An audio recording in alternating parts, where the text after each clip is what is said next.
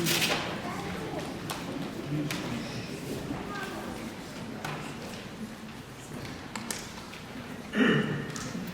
afternoon, ladies and gentlemen. My name is Dr. Andrij, and I have many roles in my life here.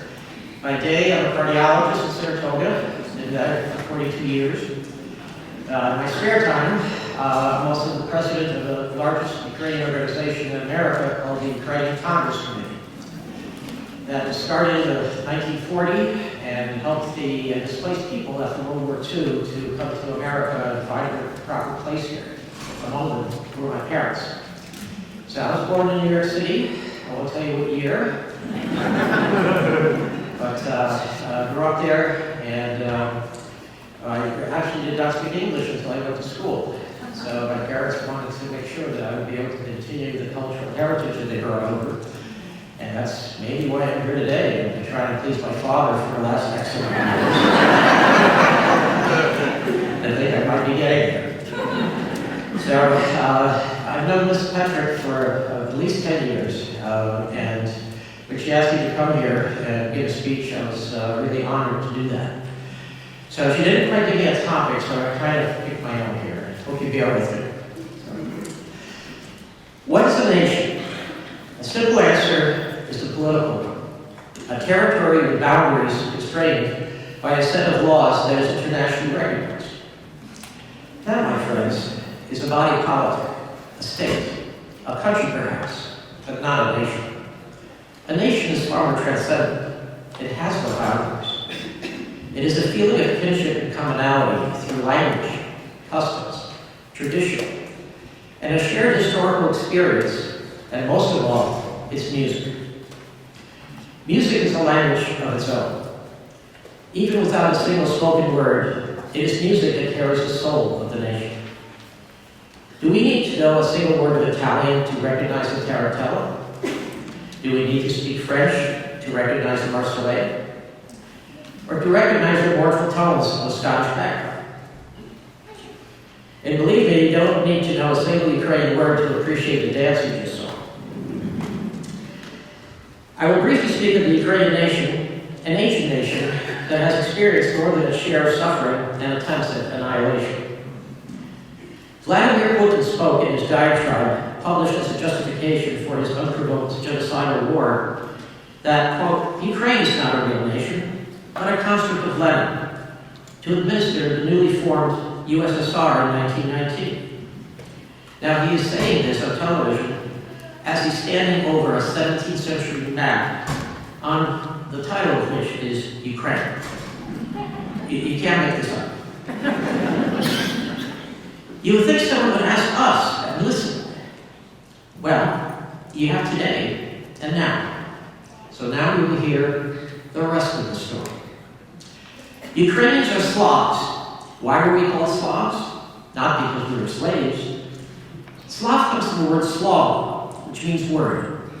Those who spoke the same language or word were Slavyan or Slavs. Those who did not were called Nemci or mute ones. A word that persists to this day when the Slavic world refers to Germans. It is generally accepted that the first Slavs of history originated in western Ukraine and Poland in the 5th century and then expanded. The essence of being a Ukrainian is intrinsically bound with the city of Kiev. It was founded in 482, unlike Moscow, 700 years later. It was built on the hills over the river Dnipro, the Ukrainian Mississippi, on the trade routes from the Vikings to the Greeks. Over the next 8 centuries, Kiev grew and expanded its influence from Scandinavia in the north to Constantinople, the capital of the Eastern Roman Empire in the south. In 1988, Volodymyr the Great, Prince of Kiev, and ruler of the country that called itself Rush, not Russian, a name derived from rowers because of their skill with ships. Well, what did Volodymyr do? He had a rough choice. He gave up his 600 concubines to marry the sister of the Emperor of Constantinople. Finally got some peace and quiet. And then he made Orthodox Christianity the state religion. Kiev and Rus expanded its realm until Kyiv became the largest and most civilized city in Europe. Even commoners knew how to read and write, and while the Kyiv princes married their daughters to their royal houses of England, France, Denmark, Norway, and Byzantium. What did Ukrainians call themselves then?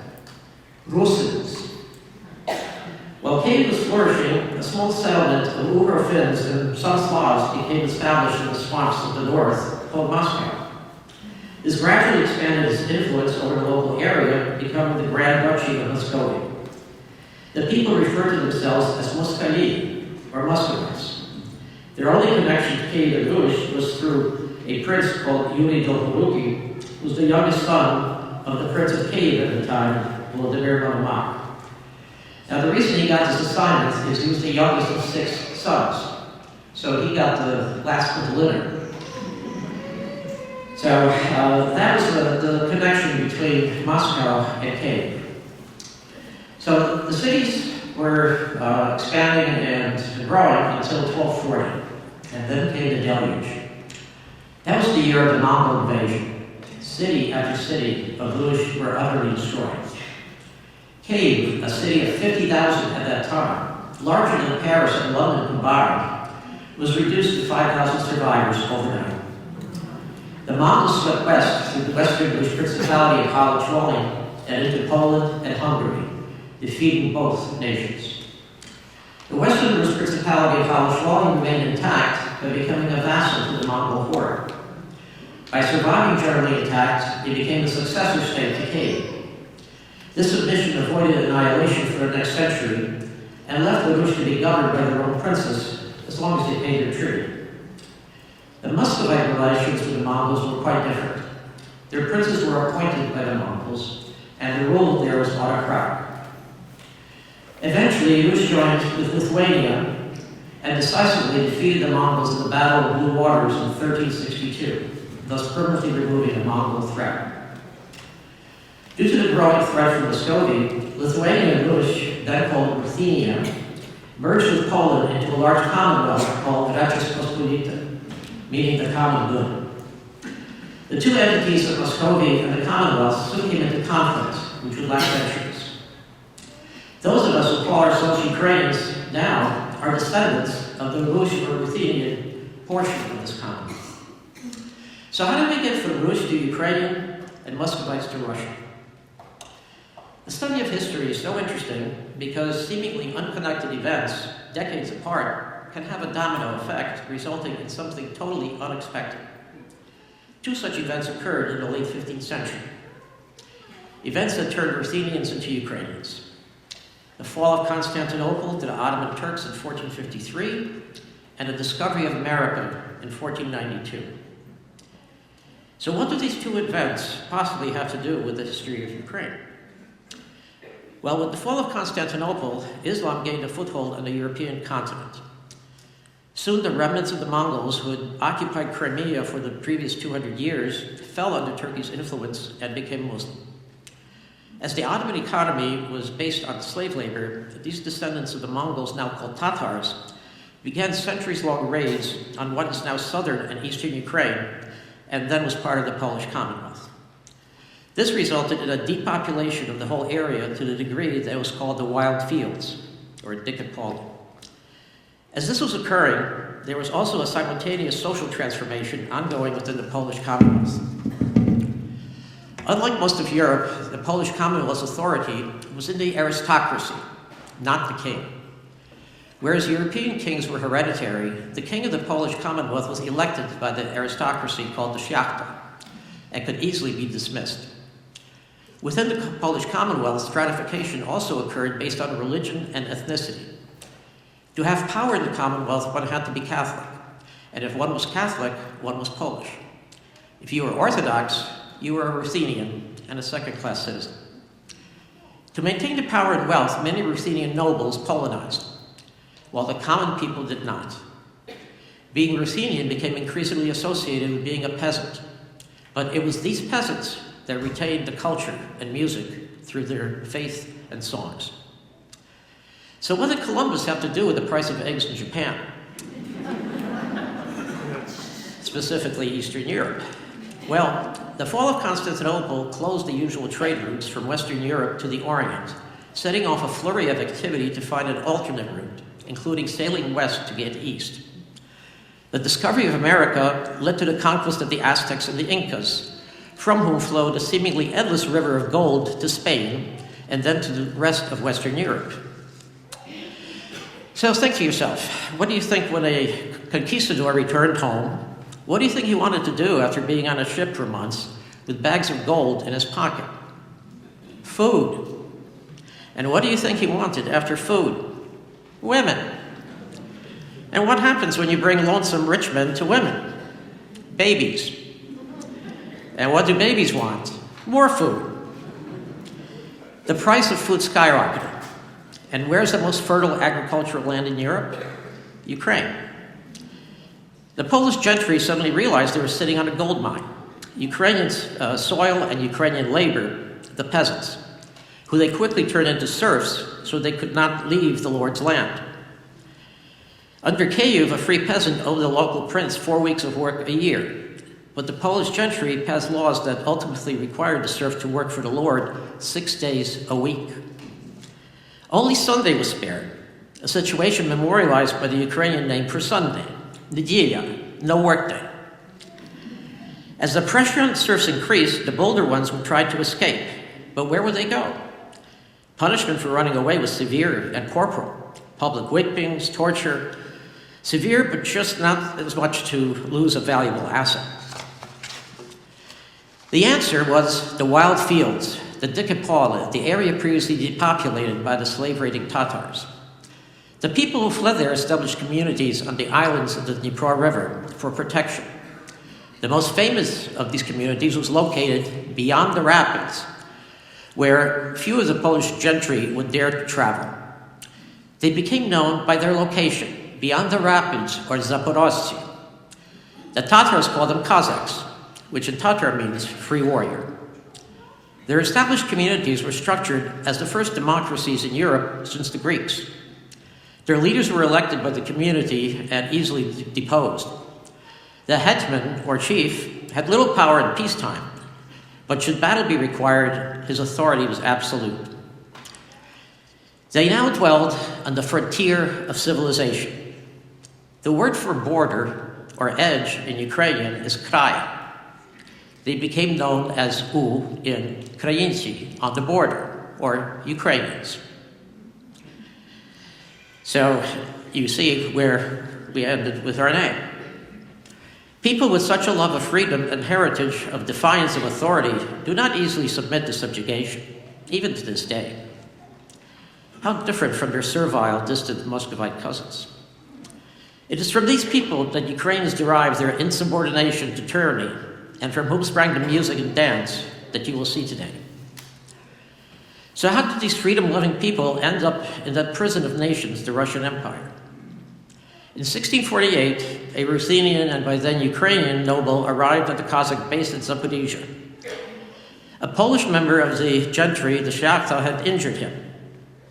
This arrival's name was Bogdan Khmelnytsky, and he would become the scourge of the Polish Commonwealth.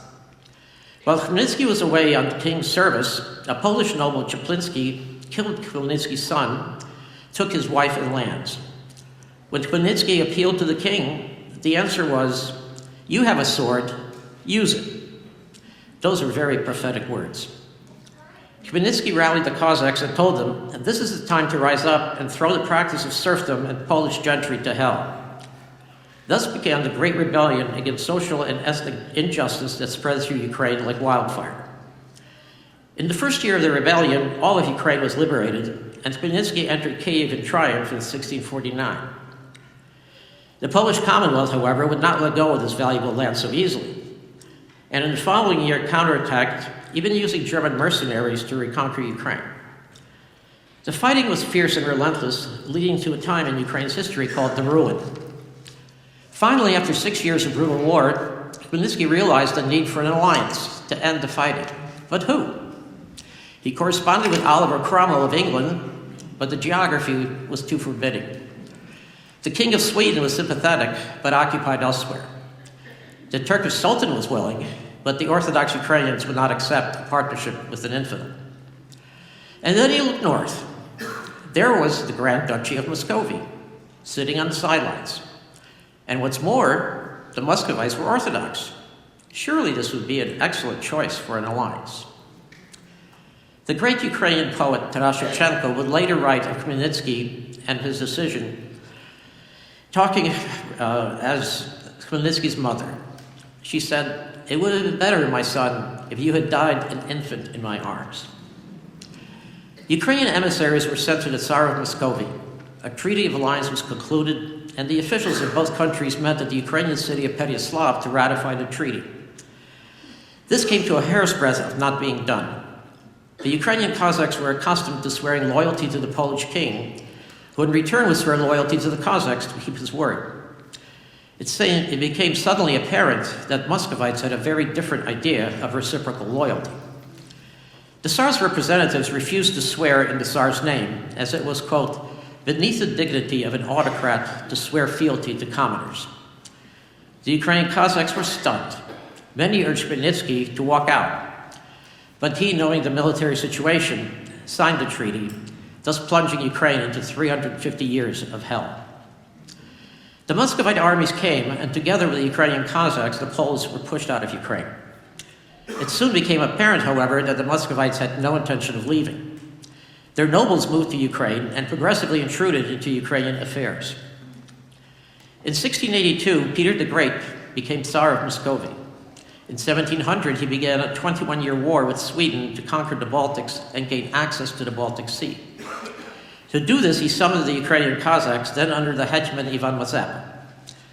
Mazepa and his army came to Peter's aid, and together they fought many battles against the Swedes, who inflicted heavy casualties on Muscovites and Ukrainians.